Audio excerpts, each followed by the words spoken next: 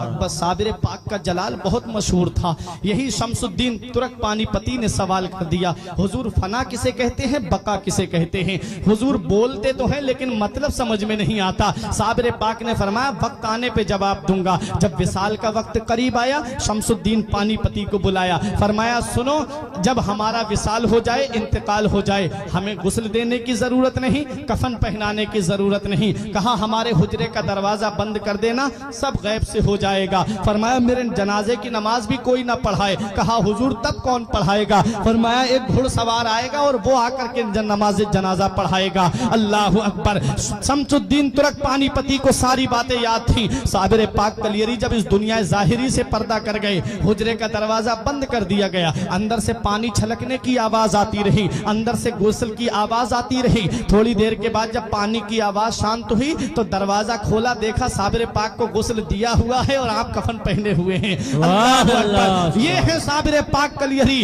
अब उसका इंतजार हो रहा है जो नमाज जनाजा पढ़ाएगा। बड़े बड़े औलिया लाइन में लगे हुए हैं, बड़े बड़े औलिया सफ में लगे हुए हैं, अपने वक्त के जय्यद उलमा सफ में लगे हुए हैं, मुरीदीन सफ में बांधे खड़े हुए हैं। शमसुद्दीन पानीपती से किसी ने कहा अरे नमाज जनाजा तो शमसुद्दीन पानीपती ही पढ़ाएंगे, क्योंकि सुबह भी साबिर पाक के साथ में रहे, दोपहर को भी साबिर पाक के साथ में रहे, शाम को भी साबिर पाक के साथ में रहे, खलबत में साबिर पाक के साथ हैं, जलवत में साबिर पाक के साथ हैं, सफर में साबिर पाक के साथ हैं, हजर में साबिर पाक के साथ हैं। हर वक्त साबिर पाक के साथ जो रहे, जिसे साबिर पाक बड़ी मोहब्बत फरमाए, उसे शमसुद्दीन तुर्क पानीपती कहते हैं। कहा यही तो नमाज जनाजा पढ़ाएंगे। तब शमसुद्दीन पानीपती ने कहा मैं नमाज जनाजा नहीं पढ़ाऊंगा, बल्कि मेरे पीर का ये कहना है कि एक घुड़सवार आकर के मेरी नमाज जनाजा पढ़ाएगा।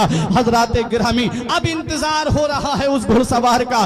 दूर धूल उड़ती हुई नजर आई। जब वो धूल करीब आई तो देखा कि घुड़सवार है, चेहरे पे नकाब पड़ी हुई है, मुसल्ले नमाज जनाजा पे खड़े हुए और नमाज जनाजा पढ़ा करके सवारी पे सवार होकर के जब चलने लगे, और जब घुड़सवार की सवारी थोड़ी बड़ी, तब शमसुद्दीन तुर्क पानीपती ने दामन पकड़ के कहा आपको पता है किसकी नमाज जनाजा पढ़ा के जा रहे हो? ये वो अल्लाह का वली है जिसकी शान सारी दुनिया में मशहूर है, ये वो अल्लाह का महबूब बंदा है जिसका जलाल सारी दुनिया में मशहूर है। आप जिनकी नमाज जनाजा पढ़ा के जा रहे हो, ये अल्लाह का मुकर्रब बंदा है, ये अल्लाह का नेक बंदा है, ये अल्लाह का वली है। कल मेरे साबिर की तारीख लिखी जाएगी, कल मेरे साबिर की हिस्ट्री लिखी जाएगी, कल मेरे साबिर का इतिहास लिखा जाएगा और दुनिया वाले मुझसे सवाल करेंगे ए शमसुद्दीन पानीपती, सुबह को तुम साबिर पाक के साथ में थे, दोपहर को तुम साबिर पाक के साथ में थे, शाम को तुम साबिर पाक के साथ में थे, सफर में तुम साथ रहे, हजर में तुम साथ रहे, खलबत में तुम साथ रहे, जलवत में तुम साथ रहे, हर वक्त तुम साबिर पाक के साथ में थे। जरा बताओ साबिर पाक की नमाज जनाजा किसने पढ़ाई थी? हुजूर मैं उनको क्या जवाब दूंगा? कल जब तारीख लिखने वाले मुझसे सवाल करेंगे साबिर पाक की नमाज जनाजा पढ़ाने वाले का नाम बताओ, जब इतिहास लिखने वाले मुझसे पूछेंगे साबिर पाक की नमाज जनाजा पढ़ाने वाले का नाम बताओ, तब मैं उनको क्या जवाब दूंगा? जब अदीब अपनी अपनी तारीखों में लिखेंगे तब मैं उनको क्या जवाब दूंगा? हुजूर या तो अपना नाम बता दीजिए या चेहरे से नकाब उठा दीजिए ताकि मैं चेहरा देख करके पहचान लूं। तब हम शमसुद्दीन पानीपती के सामने घुड़सवार ने जब चेहरे से नकाब उठाया तो पैरों तले की जमीन निकल गई, आंखें खुली की खुली रह गई। कहा हुजूर मैं ये क्या देख रहा हूं? हुजूर चारपाई में कौन लेटा है और मेरी निगाहों के सामने कौन खड़ा है? तब मेरे साबिर कलियरी ने जवाब दिया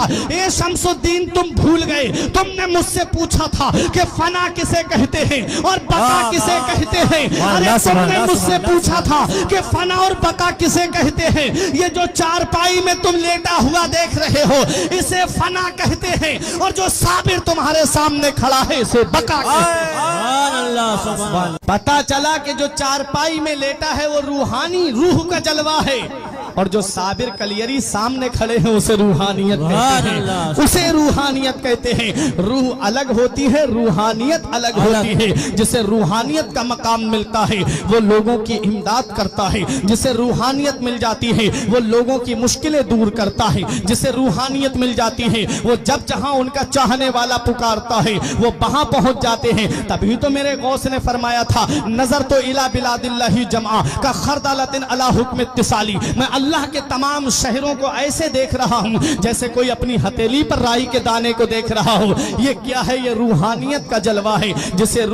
جسے روحانیت مل جاتی ہے اس کا مقام بلند و بالا ہو جاتا ہے، جسے روحانیت ملتی ہے اس کی شان بلند ہو جاتی ہے، جسے روحانیت ملتی ہے اس کی عظمت بلند ہو جاتی ہے، جسے روحانیت ملتی ہے اس کا مقام ثریا سے بھی بلند ہو جاتا ہے۔ کہاں کہاں دیکھو گے روحانیت والوں کو؟ آؤ ذرا بتاؤ مجھے۔ غوث پاک رضی اللہ تعالی عنہ بغداد کی سرزمین پر رہے اور چند جگہ تبلیغ دین کرنے کا ارادہ ہوا، وہاں تک پہنچ گئے۔ اور ذرا سنو، صابر پاک کلیری کو دیکھو، کلیر کی سرزمین پر آپ نے اپنا قیام کیا، نظام الدین اولیاء دہلوی نے دہلی میں قیام کیا، اعلیٰ حضرت نے بریلی شریف میں قیام کیا، پیلی بھیت کے شاہ جی میاں نے پیلی بھیت میں قیام کیا، سید سالار مسعود غازی نے بہرائچ میں قیام کیا، حضور شاہ مدار نے مکن پور میں قیام کیا، غریب نواز نے ہندوستان کی سرزمین اجمیر میں آ کر کے قیام کیا۔